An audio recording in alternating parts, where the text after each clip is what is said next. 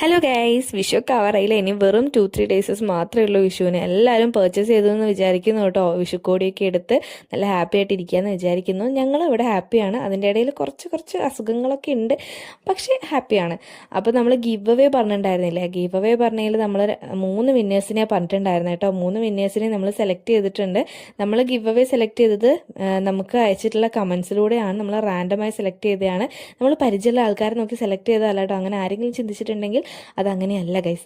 അപ്പോൾ നമ്മൾ give away ഉള്ളവർക്കും അതേപോലെ തന്നെ നമ്മുടെ പേജിൽ നിന്ന് കുറച്ച് പേര് ഓർഡർ ചെയ്തിട്ടുണ്ടായിരുന്നു.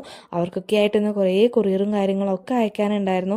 അപ്പോൾ അതിനുവേണ്ടി നമ്മൾ പോസ്റ്റ് ഓഫീസിൽ പോയി, DTDCയിൽ പോയി, അപ്പോൾ രണ്ടിടത്തും പോയി. അപ്പോൾ ഇയാൾ എൻ്റെ കൂടെ ഉണ്ടായിരുന്നു കേട്ടോ. എൻ്റെ ബിസിനസ് പാർട്ട്ണറാണ്. അപ്പോൾ ഇയാൾ ഫുള്ള് ചെക്ക് ചെയ്യുന്നുണ്ട്, എന്തൊക്കെയാണ് നടക്കുന്നതെന്നൊക്കെ ചെക്ക് ചെയ്യുന്നുണ്ട്. അതിന് ഞങ്ങൾ ഹോസ്പിറ്റലിലേക്ക് പോയി, ബസ്സിലാണ് പോയത് കേട്ടോ. അങ്ങോട്ട് പോയപ്പോൾ വലിയ കുഴപ്പമൊന്നുമില്ല, എല്ലാവരോടും ഭയങ്കര കമ്പനിയായിട്ട് ഇങ്ങനെ ഇരിക്കുന്നൊക്കെ ഉണ്ടായിരുന്നു കേട്ടോ. ഈ ഒരു വീഡിയോ എന്ന് പറഞ്ഞിട്ടുണ്ടെങ്കിൽ 3-4 ദിവസം മുന്നത്തെ കേട്ടോ.